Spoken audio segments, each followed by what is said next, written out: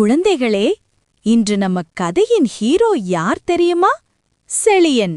அவன் நாமக்கலிலிருந்து முதல் முறையாக தனியாக ரயிலில் பாட்டி வீட்டுக்கு போகிறான். அதனால் மிகவும் மகிழ்ச்சியாக இருந்தான். அவன் செல்ல வேண்டிய இடம் மதுரை. ரயில் நிலையம் எப்படி இருந்துச்சுன்னு தெரியுமா? மிகவும் பரபரப்பாக, மக்கள் கூட்டமாக இருந்தது. டீ, காஃபி, வடை, சூடான சமோசா இருக்கு, வாங்க வாங்க என பயணிகளை அழைத்தார்கள் கடைக்காரர்கள். அப்போ திடீர்னு ரயில் கூ கூ என்று ஊதியது. செழியன் காதை பொத்திக் கொண்டான். பிறகு செழியன் ரயில் பெட்டியில் ஏறி ஜன்னலோர இருக்கையில் அமர்ந்து கொண்டு வெளியே பார்த்து ரசித்து வந்தான். ரயில் கடக்கடக் கடக்கடக் கூ கூ என ஒலி எழுப்பியவாறு வேகமாக சென்றது. பசுமையான வயல் வெளிகளை கடந்து சென்றது. மிகப் பெரிய பாலத்தை கடந்து சென்றது. சின்ன சின்ன கிராமங்களை கடந்து போனது. செழியன் எல்லாவற்றையும் ரசித்து பார்த்து கொண்டிருந்தான். அப்போ அவன் பக்கத்தில் வந்து அமர்ந்த ஒரு சிறுவன் கவலையுடன் இருந்தான். செழியன் மெதுவாக கேட்டான், "உன் பெயர் என்ன? நீ எங்கே போகிறாய்? ஏன் கவலையுடன் இருக்கிறாய்?" என்றான் செழியன். வேலன் சொன்னான், "என் பெயர் வேலன். நான் கரூரிலிருந்து திண்டுக்கலில் உள்ள என்னுடைய மாமா வீட்டுக்கு போகிறேன்."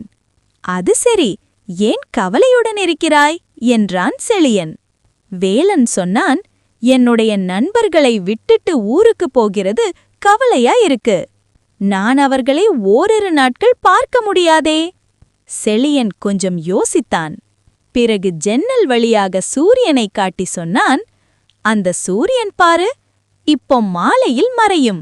ஆனா நாளைக்கு காலையில் மீண்டும் உதிக்கும் இல்லையா? அதுபோலத்தான் இன்னைக்கு போயிட்டு நாளைக்கு சொந்த ஊருக்கு போயிடலாம்." வேலன் முகத்தில் சிறிய நம்பிக்கை ஒளி தெரிந்தது. செழியன் உடனே சொன்னான், "நான் உனக்கு ஒரு சிரிப்பான குரங்கு கதை சொல்லவா?" வேலன் என்றான். செழியன் ஒரு வேடிக்கையான குரங்கு கதையை சொல்ல ஆரம்பித்தான். இருவரும் சிரிச்சு சிரிச்சு பேச ஆரம்பிச்சாங்க. அவர்கள் இருவரும் பிஸ்கெட்டை பகிர்ந்து சாப்பிட்டார்கள். ரயில் பயணம் இனிமையாக மாறிவிட்டது. அப்போது ரயில் வேலன் இறங்க வேண்டிய இடத்தை அடைந்தது. வேலன் சொன்னான், "நன்றி செழியா, நீ இல்லை என்றால் நான் இன்னும் கவலையுடனே இருந்திருப்பேன்." பிறகு இருவரும் கையசைத்து பிரிந்தார்கள்.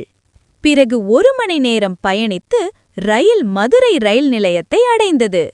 அங்கு செழியனின் பாட்டி அவனுக்காக காத்திருந்தாள். செழியனை கண்டதும் பாட்டி அவனை கட்டிப்பிடித்து வரவேற்றாங்க. அந்த நாள் செழியன் ஒன்றை கற்றுக்கொண்டான். ஒரு நல்ல வார்த்தை, ஒரு சின்ன சிரிப்பு கூட ஒரு மனதை மகிழ்ச்சியாக மாற்றும். குழந்தைகளே, நீங்களும் எப்போதாவது யாராவது சோகமாக இருந்தா ஒரு சின்ன சிரிப்பும் மனதிற்கு இதமான வார்த்தையும் பேசுங்க. வாழ்க்கை மகிழ்ச்சியாக மாறும்.